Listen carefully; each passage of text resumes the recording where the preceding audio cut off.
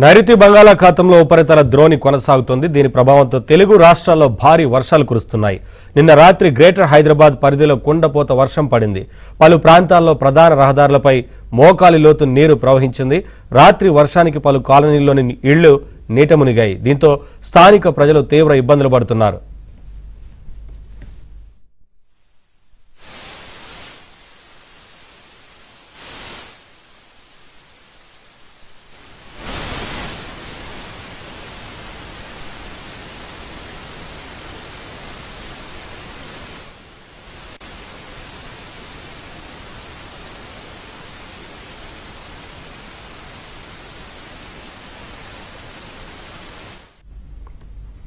హైదరాబాద్లోని ముషీరాబాద్లో వర్షాల ప్రభావంపై మరింత సమాచారం మా ప్రతినిధి నుమాన్ అందిస్తారు. చుట్టూ నీళ్లు మధ్యలో ఇల్లు అనేలా మారింది బాగ్లింగంపల్లి శ్రీరామ్ నగర్ లో పరిస్థితి. అత్యధికంగా వర్షపాతం నమోదైనటువంటి ముషీరాబాద్ లో ప్రస్తుతం మనం ఉన్నాము. దాదాపు 18 సెంటీమీటర్ల వర్షపాతం ఇటు ముషీరాబాద్ లో నమోదు కావడంతో ఇటు ముషీరాబాద్ సరౌండింగ్ లో ఉన్నటువంటి లోతట్టు ప్రాంతాలన్నీ కూడా నీట మునిగాయి. దాదాపు నిన్న రాత్రి నుంచి కూడా ఏదైతే శ్రీరామ్ నగర్ బాగ్లింగంపల్లిలో ఉన్నటువంటి శ్రీరామ్ నగర్ అంతా కూడా జలదిగ్బంధంలో ఉంది. ఇక్కడ దాదాపు వందలాది ఇల్లు నీట మునిగినటువంటి సిచ్యువేషన్. సో ఎవరు ఇళ్ల నుంచి బయటికి రాలేక తీవ్ర అవస్థలు పడుతున్నటువంటి సిచ్యువేషన్ కూడా మనకు బాగ్లింగంపల్లి శ్రీరామ్ నగర్ లో కనిపిస్తుందని చెప్పొచ్చు. ప్రస్తుతం నేను శ్రీరామ్ నగర్ లో ఉన్నాను. ఇక్కడ సిచ్యువేషన్ ఏ విధంగా ఉంది ఏంటి అనేది కూడా గ్రౌండ్ లెవెల్ లో మీకు చూపించేటటువంటి ప్రయత్నం చేస్తాను. చూడొచ్చు, మనం ఇంట్లో ఉన్నాం. ఒక ఇంట్లో చూడొచ్చు, మొత్తం దాదాపు అంతా కూడా వాటర్ ఫ్లోటింగ్ ఏ విధంగా ఉంది, ఇళ్లలో ఏ విధంగా వర్షపు నీరు చేరిపోయింది ఏంటనేది కూడా మనకి ఇక్కడ చూస్తే అర్థమవుతుంది. మన ఇంట్లోకి వెళ్ళి చూసే ప్రయత్నం చేద్దాం. ఇంట్లో ఉన్నటువంటి నిత్యావసర సరుకులు, ఇంట్లో ఉన్నటువంటి వస్తువులు, ఎలక్ట్రికల్ వస్తువులు అన్ని కూడా ఎక్కడికక్కడ నీట మునిగినటువంటి సిచ్యువేషన్ అయితే మనకు కనిపిస్తుంది. మరోవైపు ఇప్పటికే ఇటు హైడ్రా అధికారులు మోటార్ల సహాయంతో వాటర్ అంతా కూడా తొలగించే పనిలో నిమగ్నమైనటువంటి సిచ్యువేషన్ ఉంది. మనతో పాటు మాట్లాడడానికి స్థానికులు ఉన్నారు, బాధితులు ఉన్నారు, వారితో మాట్లాడదాము. పరిస్థితి ఏంటనేది కూడా తెలుసుకుందాం. నైట్ అంతా నీళ్ళలో ఎట్లా ఉన్నారు? నీళ్ళలోనే ఉన్నాం. సూర్యరాజు ఆ నీళ్ళలోనే నిలబడ్డాం. మీద ఏం పడుతుందో భయానికి తెల్లందాకా నిలబడే ఉన్నాం సార్. చెప్పండి, ఏంటి మీ పరిస్థితి ఏంటి? అయితే ఇక్కడ రాత్రి పడ్డ వర్షాలకు గత 15 రోజుల కిందట కూడా వాన వస్తే ఇలాంటి నీళ్లు ఇంతగానో రాలేదు.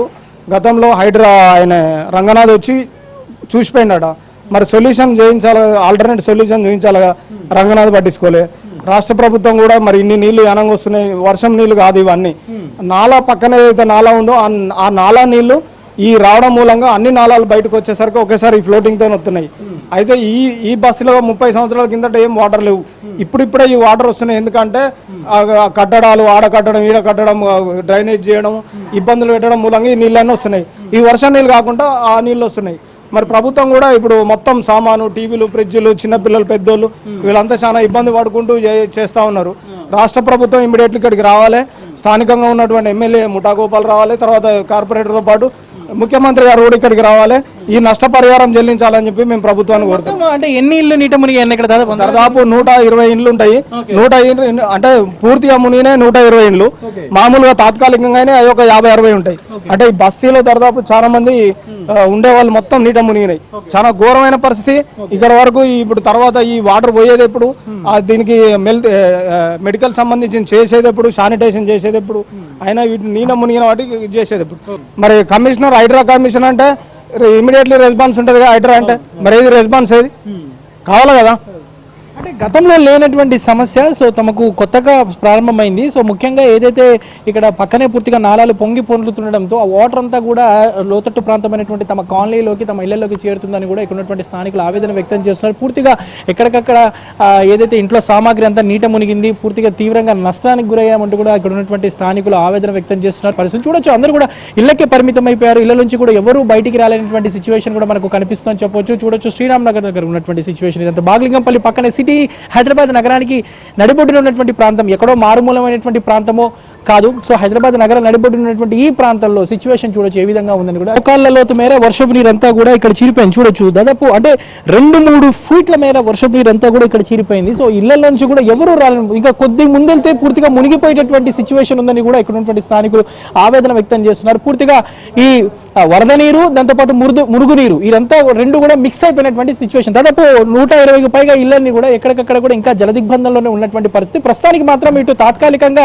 హైడ్రా అధికారులు మోటార్ల సహాయంతో వాటర్ని తొలగిస్తున్నప్పటికీ కూడా శాశ్వత ప్రాతిపదికన తమకు సమస్య లేకుండా ఈ ముంపు సమస్యకు పరిష్కారం చూపించాలని కూడా ఇక్కడ ఉన్నటువంటి స్థానికులు అయితే డిమాండ్ చేస్తున్నటువంటి సిచ్యువేషన్ ఉంది. మొత్తానికైతే సిటీలో మోస్ట్ ఎఫెక్టెడ్ ఏరియాగా మాత్రము ఇటు బాగ్లింగంపల్లిలో ఉన్నటువంటి శ్రీరామ్ నగర్ ఉంది. సో ఇక్కడ మనం చూసాం ఇప్పటి వరకు పరిస్థితి ఏ విధంగా ఉందనేది కూడా. మొత్తం కూడా చుట్టూ నీళ్ల మధ్య ఇక్కడ ఉన్నటువంటి స్థానికులు అయితే తీవ్ర అవస్థలు పడుతున్నటువంటి సిచ్యువేషన్ అయితే మనకు కనిపిస్తుంది చెప్పొచ్చు. వీడియో జర్నలిస్ట్ శ్యామ్తో నుమానియా బిన్ ఆంధ్రజ్యోతి బాగ్లింగం.